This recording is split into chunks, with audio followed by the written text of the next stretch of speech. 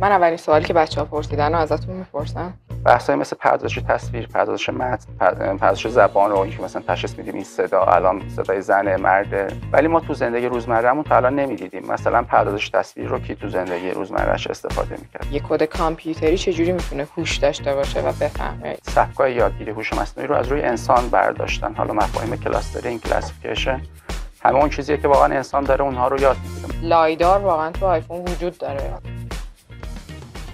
چون فالوورای ما متفاوتن، هم آدمایی که خودشون توی حوزه دیتا کار کردن، هم مهندسین رو داریم، هم کسایی رو داریم که شاید دبیرستانی باشن و خیلی نالج دقیق و از نزدیکی نسبت به ماجرا نداشته باشن. یکی از دوستان پرسیده که میشه خودمون LLM بسازیم؟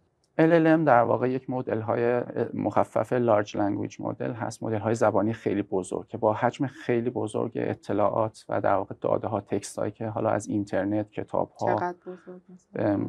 اون کودکانش میگه خیلی بزرگ، به طرز وحشتناکی بزرگ و چیزی که به این راحتی ها یعنی زمانبر هم هست. یعنی فقط بحث این نیست که مثلا استوریج بخوایم داشته باشیم.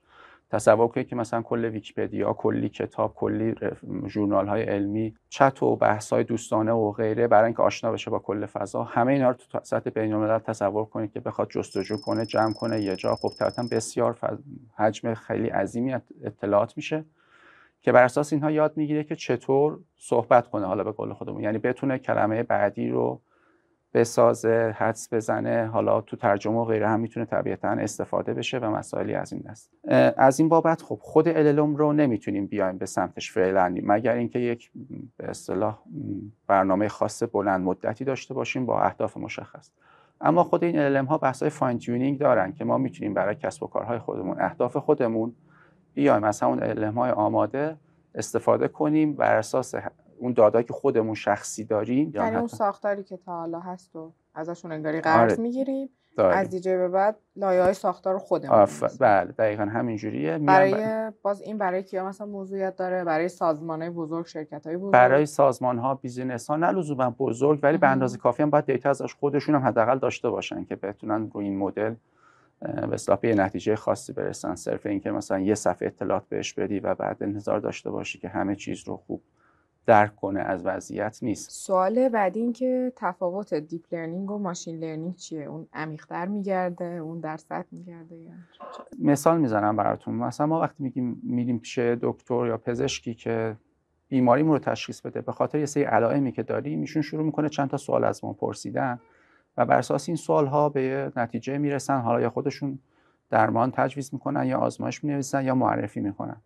ولی بحث اینجاست که همین مسئله تبدیل میشه به دیسیژن تری که ما توی حوزه ماشین لرنینگ هم داریم.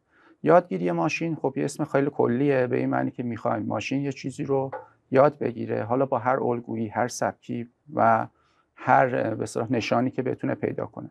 اما ما خودمون هستیم که داریم بهش میگیم تو حالت اون مثالی که الان براتون زدم که چه فیچرهایی رو انتخاب کن. مثلا در مورد مریضی ها میگیم که این علامت ها رو داریم، تب رو داریم، سردرد رو داریم، چی و چی، و بعد مثلا دکترها، پزشکامون میان اینها رو آموزش دیدن که به چه ترتیبی سوال رو بپرسن، اول چی بپرسن مهمتره و الی آخر، که دقیقاً همون تطبیق دیسیژن تریه. پس اینها همون تو خود یادگیری ماشین هم داریم و این لفظ کلی حوزه است.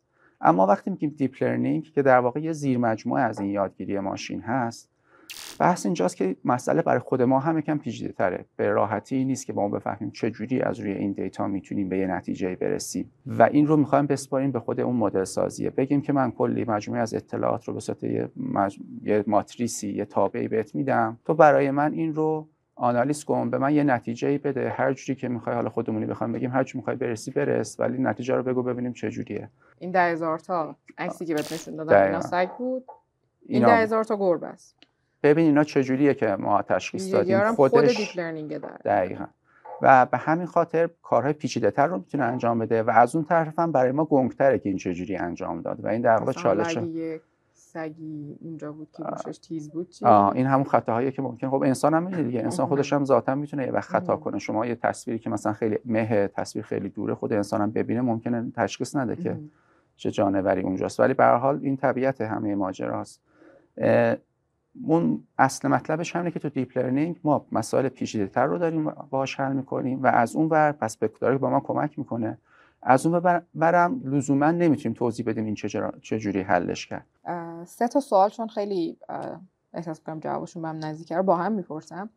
AI در 10 سال آینده مدل زندگیمون رو چقدر تغییر میده؟ سوال بعدی این که واقعا چقدر باید نگران این فناوری در آینده باشیم، تهدید یا فرصت؟ و بعدیش این که آقا هوش مصنوعی مثل توی فیلم‌ها میتونه واقعا از کنترل خارج بشه و منظورش اینه بزنه دخل هممون رو بیاره. عرض کنم اون پرسیدن تهدید یا فرصت هر دوتاش هست، به شرط اینکه ببینیم کدوم ور ماجرا رو داریم نگاه میکنیم. خب همین الانش هم که مثلا حدودا مگه چقدر از خود این ریلیز شدن LLM ها گذشته، خیلی از کسب و کارها دچار تحول شدن.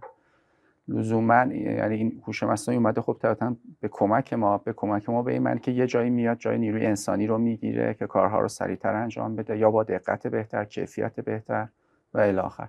پس طبیعتا رفته ما یه سری مشاغلمون تحت تاثیر قرار میگیرن، یا به اصطلاح کامل از بین میرن، یا باید به این فکر کنن که چجوری این هوش مصنوعی رو وارد ماجرا بکنن.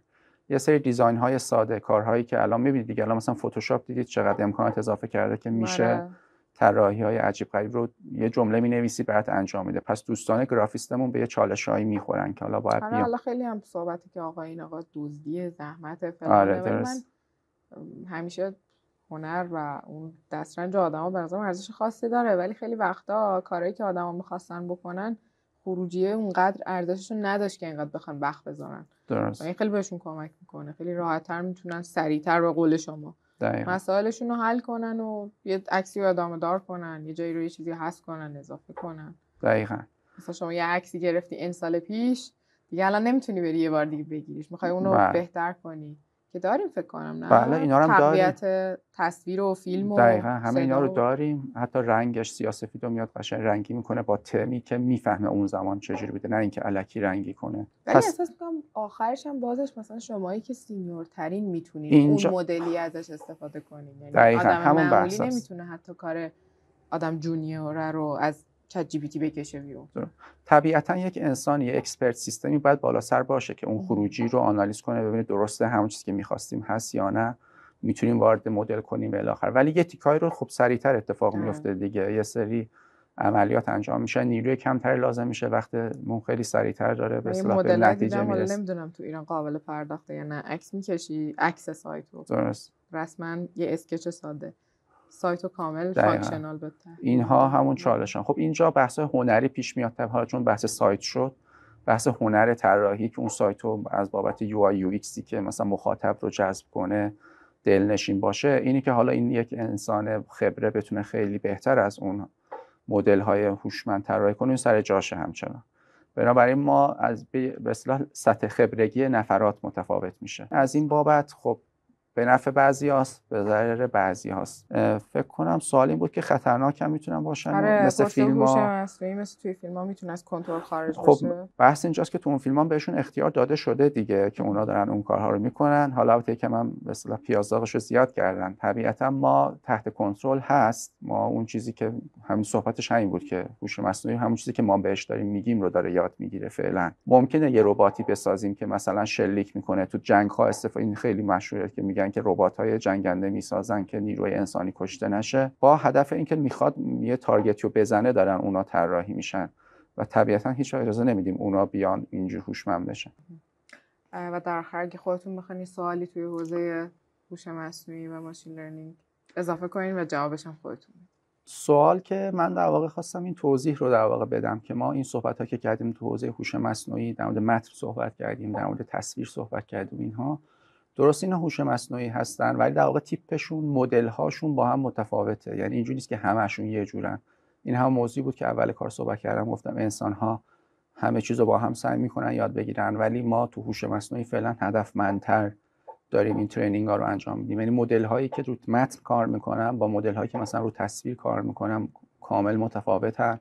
مدل ریاضیاتی. بله، هم مدل ریاضی هستن. حالا فرض کنیم شبکه‌های عصبیشو به در نظر بگیریم، ساختارشون و الی آخر، کلا تارگتاشون، مسیرشون جدا از همه. با اون حالا ممکنه البته بچه مشترک هم داشته باشن، از هم استفاده کنن، ولی منظور چون هدف متفاوته، آخر ماجراشون هم متفاوت میشه.